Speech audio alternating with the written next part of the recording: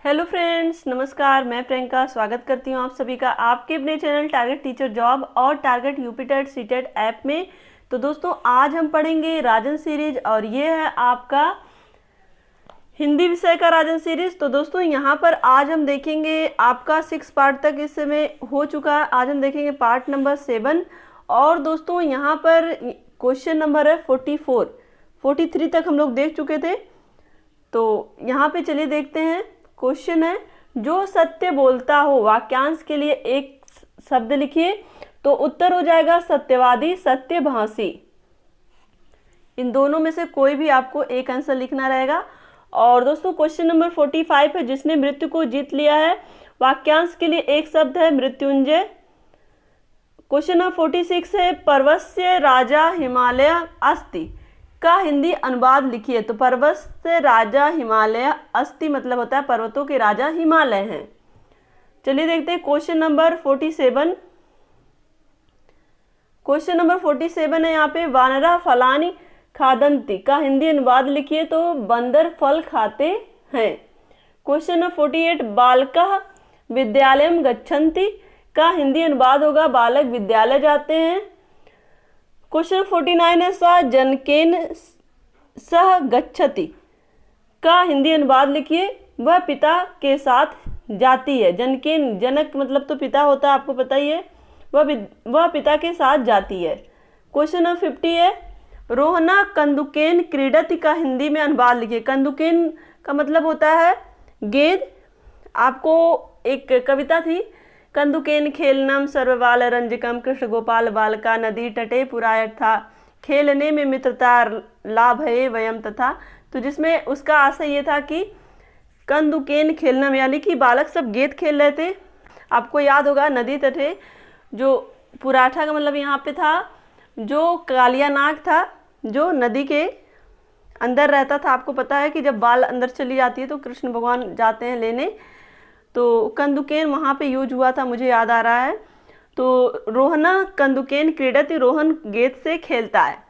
अब यहाँ पे देखिए 51 है, बालका बालकय सह धावंती। हिंदी में अनुवाद होगा लड़कियां बालकों के साथ खेलती हैं। क्वेश्चन नंबर 52 है, यहाँ पे देखिए क्वेश्चन नंबर 52 है, राम शब्द का द्वितीय विभक्ति एक वचन का रूप लिखिए। तो दोस्तों आपको मैंने राम शब्द रूप याद कराया है। तो यहाँ पे राम शब्द का द्वितीय विभक्ति एक वचन रूप होगा रामम। आपको याद होगा रामः रामम रामेण रामाय रामत रामस्य रामे राम। याद होगा अगर तो बहुत ही आसानी से कर ले जाएंगे। और कवि का तृतीय विभक्ति और एक वचन का रूप लिखिए। तो दोस्तों आपको मैंने हरि शब्द का रूप याद कराया था, जिसमें आपको तृतीय विभक्ति पूछ रही है। तो मैंने आपको बताया था ना, हरि हरिम हरिणा हरे हरे हरे हरो हरे। तो उसमें उसी तरह से आपका कवि शब्द का रूप भी चलेगा। तो कवि कविम कविना कवये, इस तरह से। तो यहाँ पे कविना उत्तर सही हो जाएगा। क्लियर। अब यहाँ पे देखिए क्वेश्चन नंबर 54, भानु शब्द का चतुर्थी विभक्ति और बहुवचन का रूप लिखिए। तो भानुभ्य इसका चतुर्थी विभक्ति बहुवचन रूप होगा। क्वेश्चन नंबर 55 है, पिता शब्द का प्रथमा विभक्ति और बहुवचन का रूप होगा पितरा। और इसी तरह से लता शब्द का द्वितीय विभक्ति और द्विवचन का रूप लिखिए। तो दोस्तों यहाँ पे उत्तर क्या होगा, लते। और क्वेश्चन नंबर 57, मति शब्द का तृतीय विभक्ति एक वचन का रूप लिखिए मत्या। तो दोस्तों यहाँ पर आपको एक शब्द रूप याद करना और उसी से आप अगर आपने जैसे अकारांत राम शब्द का रूप याद कर लिया तो उसी से जितने भी अकारांत शब्द रूप होंगे वो सब आपको उसी तरह से लिखने रहेंगे। इसी तरह से आप इकारांत में हरि शब्द रूप याद कर लिए तो उसी तरह से आपका कवि भी चलेगा। और तो जितने भी इस तरह की मात्रा वाले रहेंगे सब ऐसे ही चलेंगे। अब दोस्तों यहाँ पर देखिए क्वेश्चन, मति शब्द का तृतीय विभक्ति और एक वचन रूप लिखिए मत्या। क्वेश्चन नंबर 58 है, नदी शब्द का चतुर्थी विभक्ति और बहुवचन रूप लिखिए नदीभ्यः। क्वेश्चन नंबर 59 है, फल शब्द का तृतीय विभक्ति और एक वचन रूप लिखिए फलेन। क्वेश्चन नंबर 60 है यहाँ पे, वारी शब्द का द्वितीय विभक्ति और बहुवचन रूप लिखिए, इसका हो जाएगा वारिणी। क्लियर। तो इस तरह से दोस्तों हमने आज 60 क्वेश्चन पढ़े। अब देखते हैं यहाँ पे क्वेश्चन नंबर 61 क्वेश्चन नंबर है, मधु शब्द का तृतीय विभक्ति और एक वचन रूप होगा। यहाँ पे देखिए मधु शब्द का तृतीय विभक्ति एक वचन रूप लिखिए, तो ये हो जाएगा मधुना। क्वेश्चन नंबर 62 है, निराला जी की प्रमुख काव्य रचनाएं कौन कौन सी हैं? तो निराला जी की प्रमुख काव्य रचनाएं हैं गीतिका, तुलसीदास, अनामिका, कुरमुत्ता, अड़िमा, बेला, अर्चना, परिमल, आराधना, गीत गुंज, नए पत्ते, अपरा। तो ये निराला जी की प्रमुख काव्य रचनाएं हैं। अब क्वेश्चन नंबर 63 है यहाँ पे, श्री रामधारी सिंह दिनकर का जन्म कब और कहाँ पर हुआ था? श्री रामधारी सिंह दिनकर का जन्म 1908 में बिहार प्रांत में मुंगेर जिले के सिमरिया घाट नामक ग्राम में हुआ था। क्वेश्चन नंबर 64, सूरदास जी का जन्म कब हुआ था एवं मुख्य रचनाएं कौन सी थी? तो सूरदास जी का जन्म आगरा के निकट रुनकता नामक ग्राम में हुआ था और संवत 1535 विक्रमी सन 1478 ईस्वी में हुआ था। इनकी प्रमुख रचनाएं सूरसागर, सूर सरावली, साहित्य लहरी हैं।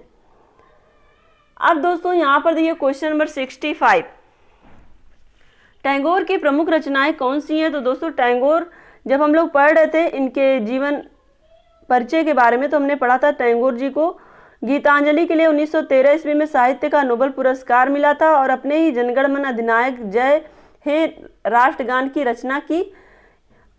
और इसके अलावा अमार सुनार बंगला, जो कि बांग्लादेश के राष्ट्रीय गीत की भी इन्होंने ही रचना की थी। तो अमार सुनार बंगला बांग्लादेश का राष्ट्रीय गीत है, उसकी भी रचना इन्होंने की थी।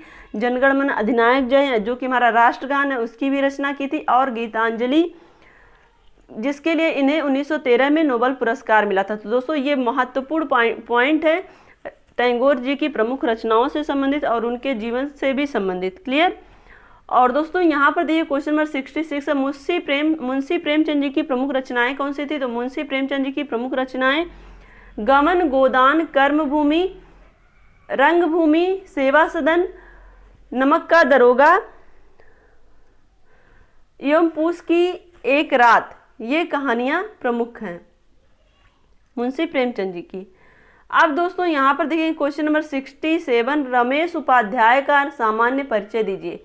तो दोस्तों आधुनिक हिंदी कहानीकार में रमेश उपाध्याय का नाम उल्लेखनीय माना जाता है। इनका जन्म एटा जिले के बधारी गांव में हुआ था और इन्होंने साप्ताहिक हिंदुस्तान तथा नवनीत एवं उपसंपादक के रूप में कार्य किया था और इस समय आप दिल्ली विश्वविद्यालय में शिक्षण कार्य कर रहे हैं। नदी के साथ शेष इतिहास बदलाव से पहले पेपर वेट नामक विशेष उल्लेखनीय हैं। तो दोस्तों इनके बारे में ये परिचय था। अब हम देखेंगे question number 68, doctor Rajendra Prasad पर संक्षिप्त टिप्पणी लिखिए। तो दोस्तों यहाँ पर देखिए, आपको पता है कि डॉक्टर राजेंद्र प्रसाद हमारे देश के प्रथम राष्ट्रपति थे। तो डॉक्टर राजेंद्र प्रसाद उन महान महापुरुषों में से एक थे जो बहुमुखी प्रतिभा के धनी थे।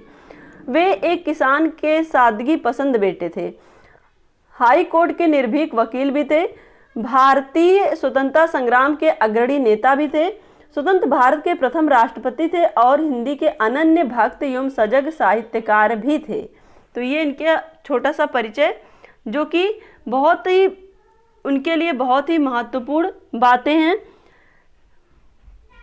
दोस्तों यहाँ पर देखिए क्वेश्चन नंबर 69 है, रामचरितमानस नामक काव्य की रचना किसने की थी? तो दोस्तों श्री रामचरितमानस नामक काव्य की रचना किसने की थी? तो श्री रामचरितमानस नामक काव्य की रचना गोस्वामी तुलसीदास जी ने की थी। दोस्तों गोस्वामी तुलसीदास के बारे में अमृतलाल नागर की एक रचना मानस का हंस, जिसमें तुलसीदास जी के बारे में लिखा कि बचपन में उन्हें एक बार बहुत तेज से भूख लगी थी। चूंकि वो निर्वासित जीवन व्यतीत कर रहे थे उस समय, तो बहुत छोटे उम्र में, तो उनको जब भूख लगती है तो वो जाते हैं एक मंदिर पे और मंदिर में जो लोग चढ़ाते हैं जैसे पूड़ी या फिर चने वगैरह लोग चढ़ा देते थे, क्योंकि हनुमान जी का मंदिर था, वहाँ पे बंदर बहुत ज़्यादा थे। तो उनको इतनी तेज भूख लगी थी कि वो चने बीन के खाने लगते हैं। और जब बंदर ये देखते हैं कि हमारा जो भोजन है वो ये खा रहे हैं, तो बंदर इनको काटते हैं। और इनको इतनी भूख लगी रहती थी कि वो जब बंदर उनको खाने नहीं देते हैं तो ये बंदर इनको काटते हैं और ये बंदरों को काटते हैं। तो ये इस तरह से मार्मिक सचित्र वर्णन एक तरह से हम कह सकते हैं जो किया है अमृतलाल नागर जी ने इनके विषय में, वो बहुत ही ज़्यादा प्रशंसनीय है।